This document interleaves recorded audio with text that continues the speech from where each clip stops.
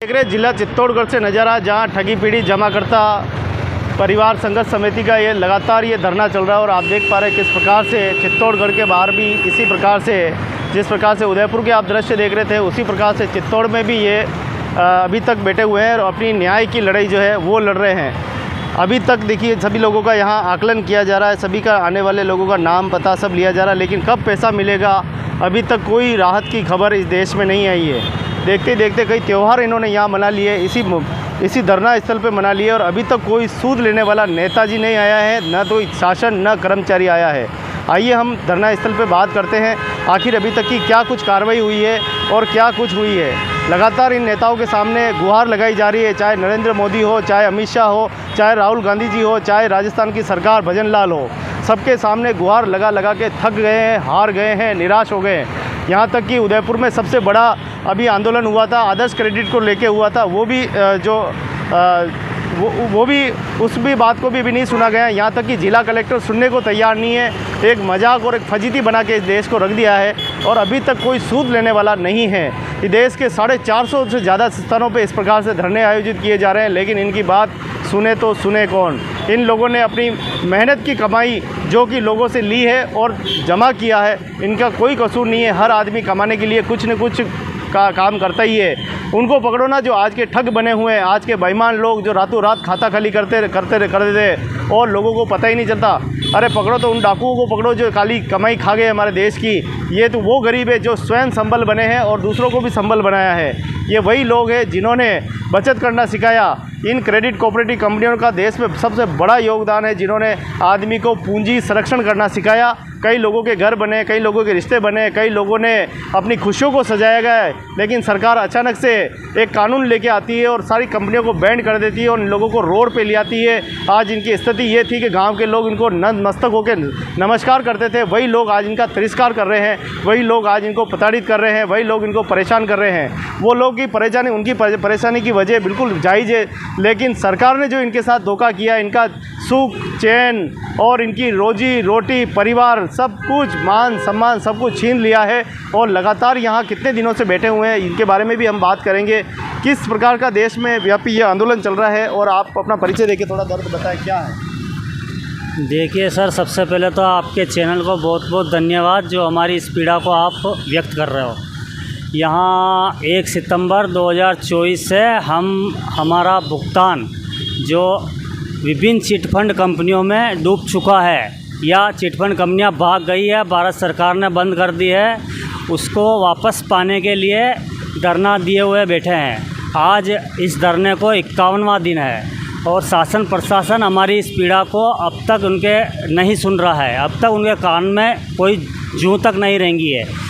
हम नियमित रोज़ ज्ञापन दे रहे हैं, ज्ञापन दर ज्ञापन देते जा रहे हैं, लेकिन किसी प्रकार की सुनवाई अब तक नहीं हुई है। इसी के तहत कल हमने सरकार के खिलाफ पुतला दहन का कार्यक्रम रखा है। इसमें सरकार के पुतले का दहन का कार्यक्रम किया जाएगा, सरकार को जगाया जाएगा ताकि पीड़ितों को जल्द से जल्द राहत मिले। जो कानून सरकार ने बनाया है, अनियमित जमा योजनाएं पाबंदी कानून 2019, जिसे बर्ड्स एक्ट 2019 कहते हैं, जो संसद में सर्वसम्मति से, सभी दलों की सहमति से बना हुआ ये कानून, जैसे बर्ड्स एक्ट 2019 है, जैसे बर्ड्स मतलब पक्षी, ये कानून एक तरह से उड़ने वाला कानून है जो अभी तक धरातल पर नहीं आया है, कागजों में सीमित है। हम चाहते हैं कि सरकार इसे जल्द से जल्द कागजों से निकाल कर धरातल पर इसे लागू करे और हमारी पीड़ा की सुनवाई करे। सभी पीड़ित रोज़ाना अपनी अपनी पारियों के हिसाब से धरना स्थल पर आते हैं, अपनी ड्यूटी लगाते हैं। रोज़ कमाने और रोज़ खाने वाले पीड़ित करे तो क्या करे, इसलिए सबने पारियां बांधकर धरना स्थल पर आने का सिलसिला जारी रख रखा है। और ये धरना तब तक जारी रहेगा जब तक हमारा भुगतान हमारे खातों में नहीं पहुंच जाता। इसलिए हम चाहते हैं शासन प्रशासन, जिला प्रशासन और मुख्यमंत्री, प्रधानमंत्री हमारी इस पीड़ा को समझे और हमें जल्द से जल्द इस कानून को लागू कर हमारा भुगतान दिलवाएं। जय। देखिए, जैसे चिटफंड कंपनियां जो ज़िले में संचालित थी, चित्तौड़ ज़िले में, उसमें काफ़ी एजेंट एजेंटों को इन कंपनियों ने एजेंट बनाए। एजेंट इसलिए बनाए कि लोग बेरोज़गार थे तो वो इन कंपनियों से जुड़े। सरकार ने इन कंपनियों को लाइसेंस दिया था, उस लाइसेंस के बतौर लोग एजेंट बने अपने रोजी रोटी कमाने के लिए। उनकी समाज, परिवार, देश में अच्छी खासी पेट थी, इज्जत थी, मान सम्मान था। लेकिन जब से ये कंपनियां भारत सरकार ने बंद कर दी है, तब से इन लोगों की रोजी रोटी तक छिन चुकी है और समाज और परिवार में मान सम्मान इनका लुट चुका है। सब तरफ से इनको प्रताड़ना मिल रही है। अब न्याय की गुहार के लिए सब धरना लगाए हुए बैठे हैं। उन्हें उम्मीद है कि सरकार इस कानून को लागू कर दे तो हमारा मान सम्मान वापस लौट आएगा। अगर सरकार इसे जल्द से जल्द लागू ना करती है तो उनकी मरणासन जैसी स्थिति में है। आज नहीं तो कल उन्हें मरना ही है, चाहे वो सत्याग्रह धरना लगा के आत्म बलिदान करे या जैसे भी लोग प्रताड़ित करके मरे, लेकिन उनको मरना है। अतः सरकार हमारी गुहार को सुन लें और जल्द से जल्द हमारा भुगतान करवाए, हमारी पीड़ा को सुने। हमारी पीड़ा, जब सरकार शासन में बैठे हुए व्यक्ति को हम अपना कीमती वोट देकर उनको सत्ता में लाते हैं तो उन्हें हमारी पीड़ा सुननी चाहिए। यह जनता की पीड़ा है, किसी एक व्यक्ति की पीड़ा नहीं है। हमें कोई नेता नगरी या नहीं चाहिए, हमें हमारा भुगतान चाहिए। हमारे खून पसीने मेहनत का पैसा वही हम सरकार से मांग रहे हैं, सरकार से और कुछ नहीं मांग रहे हैं। हमारे जो खून पसीने मेहनत का पैसा डूबा हुआ है, वही पैसा जो हमने हमारे बच्चों को पढ़ाने के लिए, हमारी बीमारी में इलाज के लिए, हमारे सुखमय भविष्य के लिए जमा करवाया था, उसी पैसे को हम मांग रहे हैं। यही हमारी पीड़ा है। तो ये दिलीप कुमार जी का दर्द नहीं, ये उस देश के तमाम लोगों का दर्द है जो इस पीड़ा से गुजर रहे हैं, इस पीड़ा को भुगत रहे हैं। अंधी, बेरी और गूंगी सरकार न सुन रही है, न तो रोज़गार देने में समर्थ है, न लोगों का दर्द समझने में समर्थ है। आज भी लोग इस दर्द से उभर नहीं पा रहे हैं, समझ नहीं पा रहे हैं, क्योंकि लाखों लोग इसमें आत्महत्या कर चुके हैं। लाखों लोग अभी इस पीड़ा से, सहनी पीड़ा से दर्द में है, दुख में है, और क्या करें क्या न करें समझ में नहीं आ रहा। कभी आत्महत्या करने की कोशिश करते हैं, कभी परिवार के सामने जलील होना पड़ता है, कभी गांव के सामने जलील होना पड़ता है। इसकी ज़िम्मेदार सिर्फ़ और सिर्फ केंद्र सरकार है, भारत सरकार है, जिन्होंने अगर रोजी रोटी दे न सके तो उनको इस प्रकार की जो गिमामत है ये भी नहीं करनी चाहिए। इस प्रकार से प्रतिबंध नहीं लगाना चाहिए जिससे जनता का हित नुकसान में जाए। आज 42 करोड़ लोग अपनी लड़ाई लड़ रहे हैं, 42 करोड़ लोगों को अपना भुगतान लेना है। हो सकता है कुछ उसमें बेईमान लोग हो सकते हैं, लेकिन कुछ बेईमानों की वजह से अच्छे लोगों को निराश नहीं किया जा सकता। ये 2018 से अभी तक धक्के खा रहे हैं कि आज नहीं तो कल हमारा पैसा मिलेगा, इसी उम्मीद के साथ जिए हुए हैं और इसी उम्मीद के साथ अपने मान सम्मान को वापस पाने की कोशिश कर रहे हैं कि हो सकता है कि पैसा मिल जाए तो लोगों को हमारा खोया मान सम्मान वापस में। आइए हम बुज़ुर्गों से मिलते हैं जिनकी उम्र हो चुकी है, शायद इनके परिवार के लोग भी इनको परेशान कर रहे होंगे। क्या कुछ कहना है जी? मैं लगभग 70 की एज में हूँ। घर में सम्मान गिर गया है। घर वाले तक ये कहते हैं कि ऐसा कौन सा काम किया आपने जिससे आपको इतना नीचा देखना पड़ रहा है। सम्मान तो खो दिया, यहाँ तक कि आत्महत्या करने के लिए तैयार होने में तैयार हुए हैं। क्या अगर लोग घर आकर के गाली गलौज करते हैं तो सारा सम्मान गिर चुका हमारा। ठीक है, और क्या हो रहा है? और क्या, जहाँ भी समाज में जाते हैं तो वो या निगाह इस तरह छुपा कर निकलना पड़ता है क्योंकि सम्मान की वजह से हम डर के मारे इधर उधर घूम नहीं पा रहे, नहीं समाज में नहीं जा पा रहे। इसका जिम्मेदार कौन है ये बताओ? इसका जिम्मेदार सरकार है, जिन्होंने कंपनियों को रजिस्ट्रेशन दिया और कंपनियों को चलाई। उसके बाद सरकार ने इसके ऊपर प्रतिबंध लगाए तो भुगतान करके करना था। में कोई भूत पलित है, कोई आदमी तो होगा। आदमी प्रधानमंत्री है, अभी केंद्र सरकार है मेन, इसमें जो सारी कंपनियों पे बैन लगा दिया। ठीक, धन्यवाद। देखिए, भारत सरकार ने सन 2014 में करीब 3 लाख कंपनियां जैसे ही सत्ता का बदलाव हुआ था और केंद्र में मोदी सरकार आई थी, मोदी सरकार ने आते ही काले धन के चक्कर में और सियासी साजिशों के तहत देश में जो चिटफंड कंपनियां संचालित थी उनको 2014 में 3 लाख कंपनियों को बंद कर दिया था। और वो कंपनियां सभी भारत सरकार से रजिस्टर्ड थी, कहीं ना कहीं राज्य सरकार से और कोई भारत सरकार से रजिस्टर्ड थी। और लाइसेंस लेकर अपना काम कर रही थी। पर ये क्या काम कर रही थी ये सरकार जाने, हम भोले भाले जनता है और हमने सरकार का लाइसेंस देखकर ही इन कंपनियों में हमारा पैसा निवेश किया था। अब हम चाहते हैं कि केंद्र सरकार, राज्य सरकार, जिला प्रशासन हमारा भुगतान शीघ्र कर दे। हम 1 सितंबर 2024 से लगातार इस धरने पर बैठे हुए हैं। आज हमारा 51वां दिन है। हमारी सिर्फ 3 मांगे हैं। सबसे पहले भुगतान की है कि सरकार भुगतान गारंटी अधिकार कानून, अनियमित जमा योजनाएं, पाबंदी अधिनियम 2019 बट्स एक्ट 2019 प्रत्येक ठगी पीड़ित निवेशक की जमा राशि का 2 से 3 गुना भुगतान कर दे। यह हमारी पहली मांग है। दूसरी मांग है बेरोजगार निर्दोष एजेंट्स को सुरक्षा, सम्मान, रोजगार और पुनर्वास का अधिकार दे। और हमारी तीसरी मांग है भारतीय न्याय संहिता 2023 की धारा 111 के तहत प्रत्येक ठग बेईमान को मृत्युदंड देकर पावन पवित्र हिंदुस्तान को ठग मुक्त बेईमान रहित राष्ट्र राज्य के रूप में स्थापित करने में सहयोग प्रदान करे। यह हम सरकार से चाहते हैं। जल्द से जल्द सरकार इस हमारी पीड़ा को सुने और हमें हमारा भुगतान दिलाएं। अब देख रहे देखते देखते 51 दिन गुजर गए और 51 दिन से ये निराश और ये बेबस आके आज भी इंतज़ार कर रही है कि शायद सरकार सुन ले, सरकार हमारी आवाज़ को सुने। लेकिन सरकार के नुमाइंदे और यहाँ की जितनी भी मशीनरी है सरकारी, ये लोग तक धरनार्थियों पे मुझे लगता है कि हंसने लगे होंगे कि तुम्हारे इस धरने का क्या होगा। क्योंकि वास्तव में इस देश में 42 करोड़ लोगों की आवाज़ उठाने के लिए कोई भी राजनीतिक सत्ताधारी यहाँ पर नहीं आ रहा है। एक भी व्यक्ति यहाँ के ये नहीं कह रहा है कि तुम कैसे हो। जहाँ उनकी लालच होती है, जहाँ उनको वोट पाना होता है, वहाँ तो वो आ जाते हैं। और ये वो लोग हैं जिन्होंने गांव की मदद हो या शहर की मदद हो, सबसे पहले खड़े पायदान में रहने वाले थे तो वो क्रेडिट कोऑपरेटिव कंपनियों के एजेंट थे कि गांव के चाहे चंदे की बात हो, चाहे गांव में मंदिर की विकास की बात हो, गांव की आवाज़ की बात हो, यही आवाज़ बनते थे। उसी आवाज़ को सरकार ने दबा दिया। काले धन के चक्कर में इनकी ज़िंदगी काली कर दी है। आइए मिलते हैं एक पीढ़ी से और। जी बताओ। हाँ, मैं आदर्श और सारा से पीड़ित हूँ, एजेंट रहा हूँ दोनों में। और जब इनको कोई टारगेट आगे से आगे आता था, जब एफडीए करवानी आपको ये एजेंट कमीशन मिलेगा, और जब हम फील्ड का काम भी करते तो लोग बाग हमारे पे विश्वास कर लाखों रुपए की एफडीए कर दी। और ये सभी सहकारिता विभाग के अंदर आता है जिन्होंने रजिस्ट्रेशन किया। और ये डायरेक्ट मोदी जी ने जो लगभग 3 लाख कंपनियों को बंद कर दी।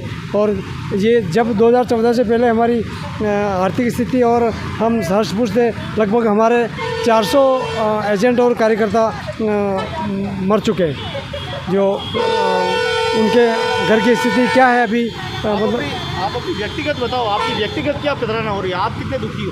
हाँ, मैं और मतलब हम जो गांव में रहते हैं तो वो भी हम इधर उधर छुप के रहते हैं। और सुबह जल्दी उठ के घर से निकल जाते हैं, भाई कोई न कोई जमा करता हमारे यहाँ पास आ जाए कि भाई हमारा पैसा दे।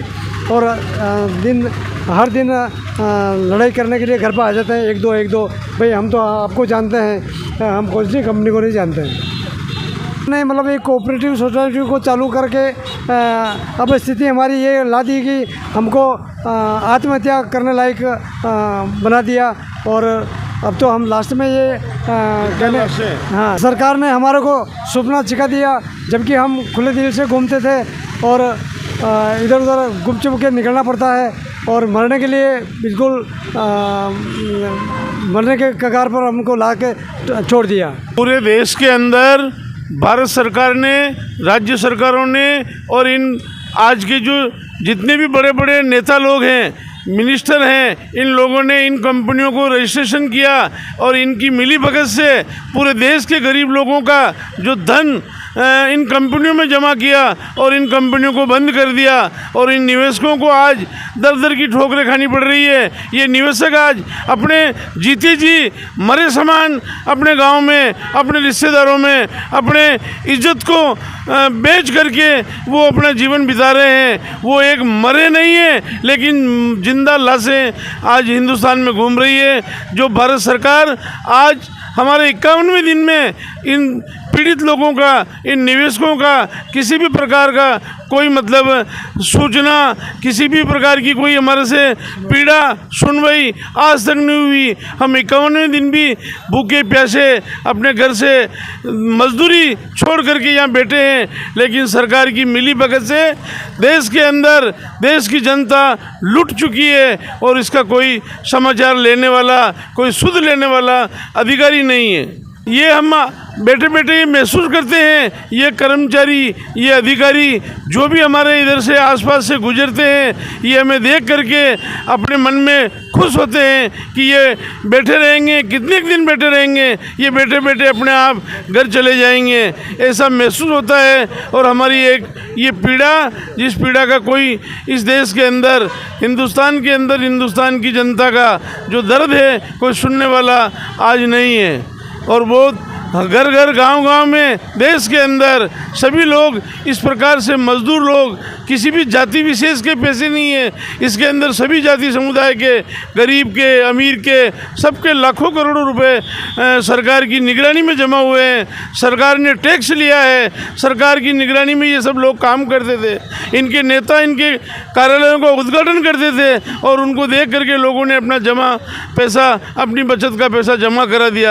इन निवेश पैसों के निवेश करने से, सरकारी योजनाओं के सरकारी की प्रचार से, हमारे निवेश करने से आज हम इस स्थिति में आ गए कि हम घर घर की दर दर की ठोकरें खा रहे हैं और हर काम काज के लिए हमारे को पैसों के लिए मजबूर होना पड़ रहा है। ऐसी स्थिति में हम आज घर के रहे न घाट के रहे, रिश्तेदारों का पैसा, हमारा पैसा, शर्म के बिना हम जीते जी हमारी लाशें घूम रही है, केवल हम एक शरीर लेके घूम रहे हैं। इसके अंदर जो मोदी जी की सरकार ने, भारत सरकार ने जिन कंपनियों को लाइसेंस दिया और अचानक बंद कर दिया, बंद करने का कोई बात नहीं, बंद हो जाए, लेकिन जो निवेशक हैं उनके भुगतान की जवाबदारी अगर भारत सरकार लेती है तो जाकर के भारत में रहने वाले इन गरीब निवेशकों का कोई वापस समाधान हो सकता है। मोदी जी, आपके आने से पहले ये उम्मीद थी और आपके ये बयान थे कि देश के अंदर अच्छे दिन आएंगे, सभी गरीबों का,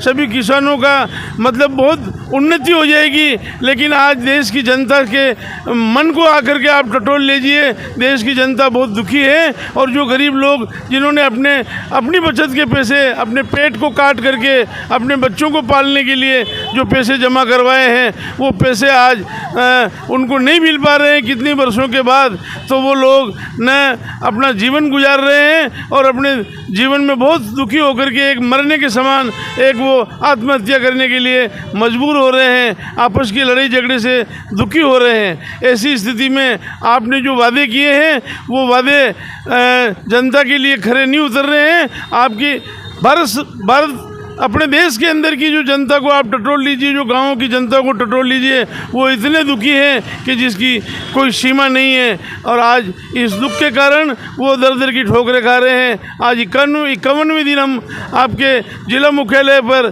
धरने पर बैठे हुए हैं, हमारी किसी प्रकार की कोई सुनवाई नहीं है। हम जिस प्रकार से रोड पे आ गए हैं, हमारा सम्मान, हमारा आत्मसम्मान, सब चीज़ें बिक चुकी है। हम बिल्कुल एक निर्जीव के समान जी रहे हैं। जी सर, मैं दिलीप कुमार सुराना, जिलाध्यक्ष ठगी पीड़ित जमाकर्ता परिवार चित्तौड़गढ़। मैं समृद्ध जीवन और PACL दोनों कंपनियों से पीड़ित हूँ। समृद्ध जीवन में सन 2016 में मेरी मैच्योरिटी थी और 2014 में सरकार ने कंपनियां बंद कर दी थी। उसके बावजूद भी ऑफिस खुले हुए थे और ऑफिसों में जमा चल रही थी। वो जब 2016 में मेरी मैच्योरिटी आई थी, उस टाइम मैंने मैच्योरिटी के लिए वहाँ बॉन्ड जमा कराए ऑफिस में, तो ऑफिस वालों ने टालम टोल करते रहे। धीरे धीरे मुझे पता चला कि ये कंपनियां तो भारत सरकार ने बंद कर दी है। 2014 का 2016 में जनता के पास ये मैसेज नहीं पहुंचा कि 2014 में सरकार ने कंपनियां बंद कर दी थी। ये धीरे धीरे समाचारों में मालूम हुआ कि 2014 में कंपनियां बंद थी। 2 साल गुजर जाने के बाद भी लोग जमा देते रहे। काफ़ी घोटाले इन कंपनियों में हुए हैं, जो सरकार और शासन प्रशासन सबकी मिलीभगत है इनमें। इसी वजह से मेरा पैसा भी वहाँ रुक गया था, जो मैंने पाई जोड़कर एकत्रित करके किस्तों में जमा किया था, जैसे 100 रुपये महीना, 500 रुपये महीना। आज पीड़ा ये है कि आंखों से आंसू आ जाते हैं अगर इस पीड़ा को बयां करूं मैं। मैंने बच्चों को भूखे प्यास से रख के और मेहनत करके पैसे कमाए थे, वो पैसे बचत के लिए इन कंपनियों में जमा किया था, लेकिन वो पैसा अब डूब चुका है।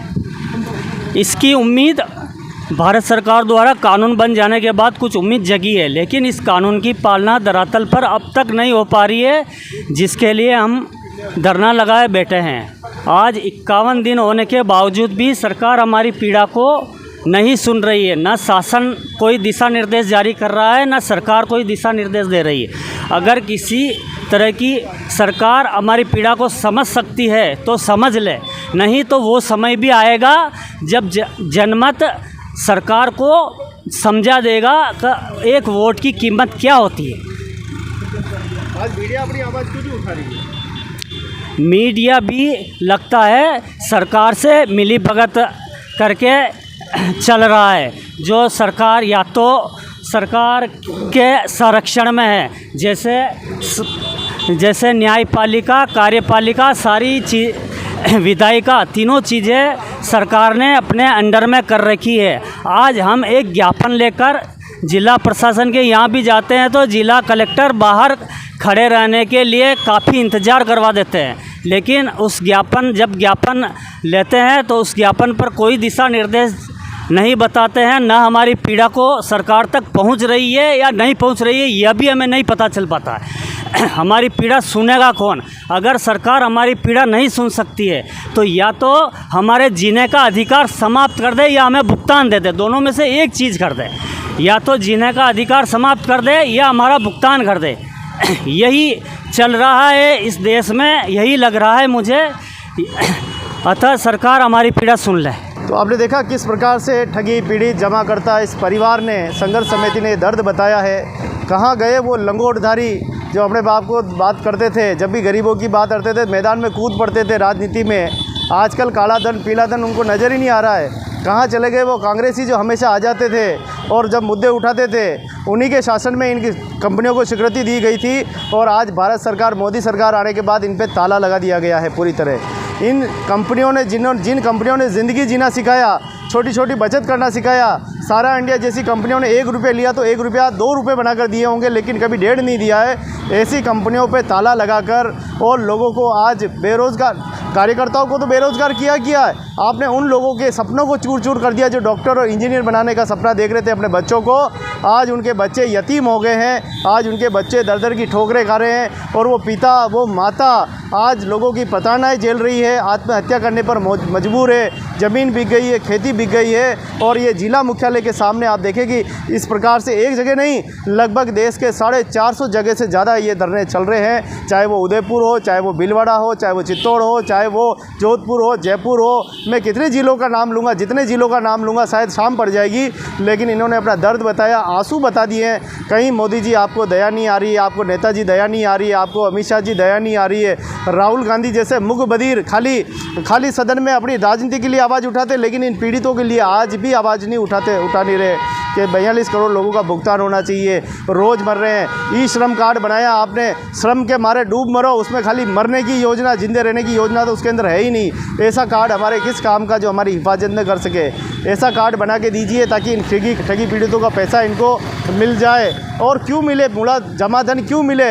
मैं तो कह रहा हूँ जितना ब्याज सहित हमको 3 गुना 4 गुना जितना धन था जमा धन मिलना चाहिए। मैं तो इतनी सी गुहार करता हूँ चैनल के माध्यम से कि आपको अपनी नींद से, अपनी कुंभकर्ण वाली नींद से जागना चाहिए। और 42 करोड़ लोग जिस प्रकार से संघर्ष समितियाँ जिस प्रकार से 42 करोड़ लोगों का संघर्ष के लिए लड़ रही है, ये यहाँ पर बिल्कुल बैठे हुए हैं। कई अधिकारी तो कहने लगे हैं कि ये तो भाग जाएंगे, ये तो थोड़े दिनों में चले जाएंगे, ये थोड़े दिनों में इनका धरना समाप्त होने वाला है। ये लोग तो घबरा गए हैं। हो सकता है कि जब ये पहले दिन धरना पे आए थे, क्या हालत हुई थी आपकी पहले दिन?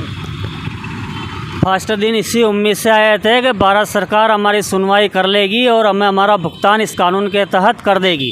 लेकिन जैसे जैसे दिन गुजरते गए और ज्ञापन दर ज्ञापन देते रहे, टेंट तंबू के लिए हमने परमिशन सूचना दे दी थी। हमने हमारा 1 तारीख से धरना यहाँ लगेगा क्योंकि भारत सरकार हमारा भुगतान नहीं कर रही है। और इस कानून जो भारत सरकार ने बनाया है, स्वयं भारत सरकार ने बनाया, इसी कानून को हम लागू करवाने की बात कर रहे हैं।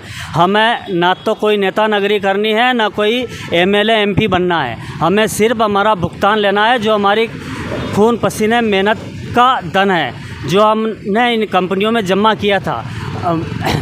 बड़ी मुश्किल से पाई जोड़कर इन कंपनियों में जमा कर भविष्य की आशाओं के लिए जमा किया था, जो या तो बच्चों की पढ़ाई में काम आए, या उनकी शादियों में काम आए, या हमारे बीमारी में काम आए।